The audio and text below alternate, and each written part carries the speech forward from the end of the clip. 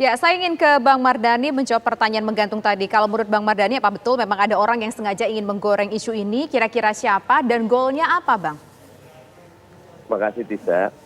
Yang pertama, di era keterbukaan dan alam demokrasi, semua boleh punya pendapat.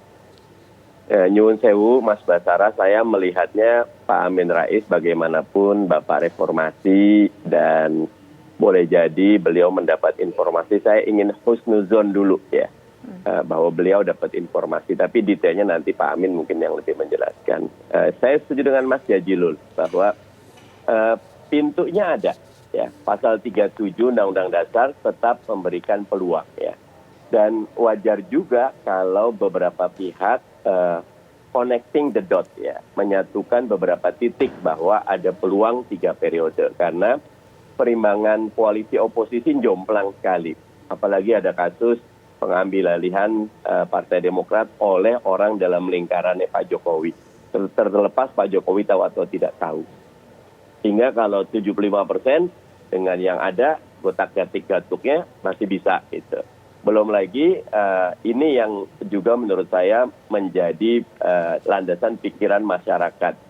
Revisi Undang-Undang Pemilu Pilkada yang tadinya berjalan dengan mulus, kita sepakat di Komisi 2 tiba-tiba dihentikan.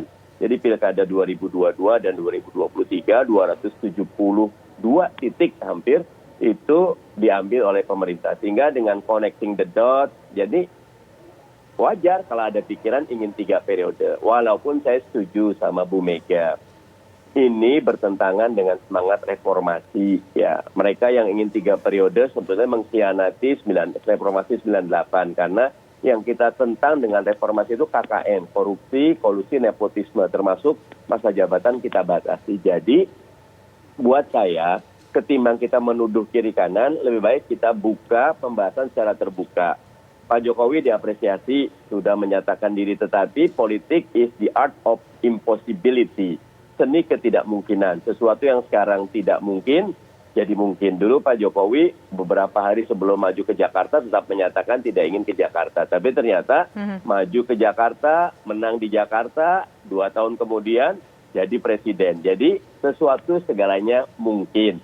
Dan tentu Partai Keadilan Sejahtera menolak ide presiden 3 periode. 2 itu adalah kesepakatan konsensus nasional yang cukup sesuai dengan amanat reformasi tahun 98. Begitu, Tisa. Baik, Pak Ahmad Basara langsung ditanggapi ini. Menarik sekali ketika Bang Mardhani menyatakan dulu bilangnya nggak mau maju ke DKI, tapi ternyata maju ke DKI dan akhirnya menjadi presiden. Jangan-jangan di tengah jalan mendekati 2024 bisa berubah semua, Bang Ahmad Basara. Pertama, saya tanggapi dulu Mas Mardhani tadi, bahwa yang saya katakan tentang pernyataan Pak Amin Rais ini berbeda ketika misalnya di Oktober 2019 yang lalu, kader Nasdem, Pak Joni Plate yang dulu ketua fraksi MPR Nasdem, mengusulkan tentang perubahan masa jabatan presiden. Dia sifatnya mengusulkan gagasannya. Begitu, meskipun kemudian fraksi-fraksi lain, termasuk fraksi Nasdem sendiri, tidak merespon gagasan Pak Joni Plate itu karena memang tidak ada pikiran sama sekali di fraksi-fraksi yang lain untuk merubah masa jabatan presiden. Tapi bandingkan dengan pernyataan Pak Amin Rais 15 Maret lalu. Pak Amin Rais mengatakan mereka merencanakan untuk menyelenggarakan sidang istimewa yang akan merubah 1-2 pasal untuk menambah masa jabatan presiden. Jadi ini Pak Mardhani beda dengan apa yang dulu Pak Joni Plate katakan. Ini usulan. Tapi Pak Amin ini menuduh gitu. Yang oleh 3 faktor saya jelaskan tadi, tidak ada ruang lagi. Pertama, presidennya tidak mau. Konstitusinya tidak memungkinkan 3 periode. Fraksi-fraksi yang Pak Mardhani sebutkan tadi betul. Fraksi pendukung presiden ini sekarang ada 427. Fraksi di luar itu hanya sekitar 136 kalau ditambah dengan DPD RI berjumlah 284. 3 faktor itu tidak memungkinkan gitu. Kemudian yang kedua, Mas Andromeda, merubah konstitusi itu tidak sama dengan merubah sebuah undang-undang. Seperti Pak Mardhani merubah undang-undang di DPR. Konstitusi itu bersifat rigid karena itu menyangkut visi masa depan bangsa yang tidak boleh dirubah hanya untuk kepentingan orang per orang. Apalagi jika dibandingkan dengan faktor ketika Pak Jokowi dulu mau maju dari calon gubernur menjadi calon presiden. Karena menjadi calon gubernur, menjadi calon presiden itu kan sebuah kehendak politik saja yang ketika partai atau gabungan partai politik mengusungnya, maka jadilah dia calon presiden. Tapi untuk merubah undang-undang dasar, selain pasal 37 mengatur secara rigid, harus minimal sepertiga anggota MPR mengusulkan. Sepertiga itu artinya dari 711 anggota MPR, jadi sekitar 237 orang anggota MPR harus mengusulkan. Kemudian pada saat diusulkan perubahan, dijelaskan pasal mana yang diusulkan dirubah dan apa kajian akademiknya. Begitu panjang proses merubah konstitusi ini, Bung Andre Media, yang oleh karenanya tidak mungkin dia dirubah hanya karena kepentingan orang per orang. Pak Jokowi sendiri sudah mengatakan di tahun 2019 yang lalu, orang yang mengusulkan menambah masa jabatan 3 periode itu 3 hal. Pertama, dia ingin cari muka. Kedua, ingin menampar muka saya. Yang ketiga, ingin melakukan perusakan terhadap sistem ketatanegaraan kita. Ditambah lagi pernyataan Bu Mega kemarin sudah sangat jelas dan nyata sekali sikap kenegarawanan beliau. Janganlah konstitusi itu dirubah hanya untuk kepentingan orang per orang. Negeri ini terlalu besar tanggung jawabnya kalau hanya disandarkan untuk kepentingan orang per orang. Sangat clear dan sangat jelas sekali itu, Bung Andro dan Mbak Tessa. Oke, Bang Ahmad Basara, tapi begini, dari 711 orang anggota DPR, kemudian ada 213 orang harus menyetujui itu. Kalaulah ternyata 213 orang tersebut menyetujui hal tersebut, kemudian melakukan perubahan, apakah kira-kira PDIP ini siap untuk membendung itu semua, siap untuk membendung 213 orang itu semua untuk merubah undang-undang sehingga nanti bisa menjadi 3 periode? Sejak tahun 2015, saat PDI Perjuangan, saya selaku ketua fraksi PDI Perjuangan di MPR RI dan sekarang menjadi wakil ketua MPR RI sejak periode yang lalu, tegas sekali yang diusulkan oleh PDI Perjuangan hanyalah sebuah perubahan undang-undang dasar secara terbatas. Untuk apa? Untuk menghasilkan kembali wewenang MPR untuk menetapkan haluan pembangunan nasional dan haluan negara.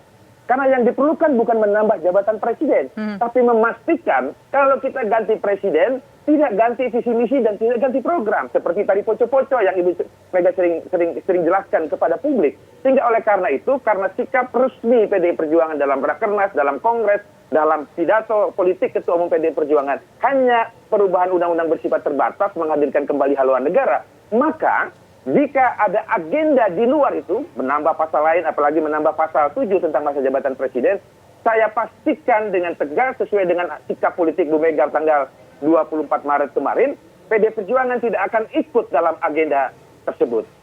Begitu Mbak. Baik, Isa. PDIP tidak akan ikut dalam agenda tersebut. Bang Jazilul Fawait, kita ingin tahu kalau sikap PKB sendiri apakah tetap mendukung sesuai dengan representasi dari masyarakat tadi? Kalau memang masyarakat yang menginginkan Jokowi untuk memperpanjang masa jabatannya?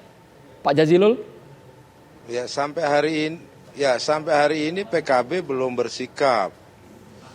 Dan memang kita hanya melanjutkan rekomendasi dari MPR periode yang lalu. Amandemen terbatas terkait dengan PPHN. Sampai titik itu. Jadi saya secara mencermati saling curiga terkait 3 periode itu ya biasa saja. Oke, itu biasa saja kalau menurut Pak Jazilul. Pak Jazilul, tapi begini, kalau kita melihat mungkin ada yang berharap Joko Widodo, Presiden Republik Indonesia sekarang bisa maju ke 3 periode, tapi ada juga yang kontra dengan hal tersebut dan sudah dijawab tadi PDIP seperti apa poin dari PDIP itu sendiri dan juga dari Joko Widodo selaku Presiden Republik Indonesia. Tapi kalau dari PKB sendiri menilai layakkah Presiden Republik Indonesia sekarang Joko Widodo maju menjadi 3 periode, berubah dari 2 periode menjadi 3 periode? Intinya semua gerakan harus konstitusional, tidak boleh di luar konstitusi. PKB sampai hari ini juga belum bersikap. PKB pada titik konstitusi yang ada Presiden 2 periode, itu konstitusi hari ini. Tetapi perkembangan bisa jadi, makanya saya sebutkan tadi. Jadi pintu itu masih terbuka lebar ya Pak Jazilul ya? Seringkali berbeda. Makanya saya kasih contoh tadi.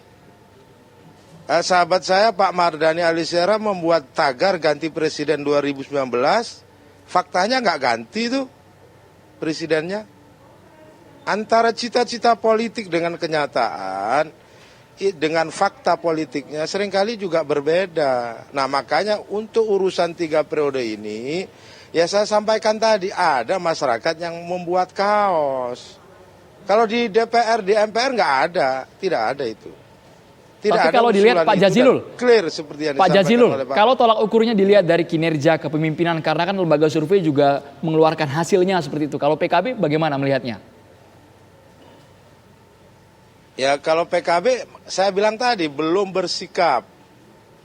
Menilai, Pak. Apakah sikap PKB tetap pada konstitusi yang ada?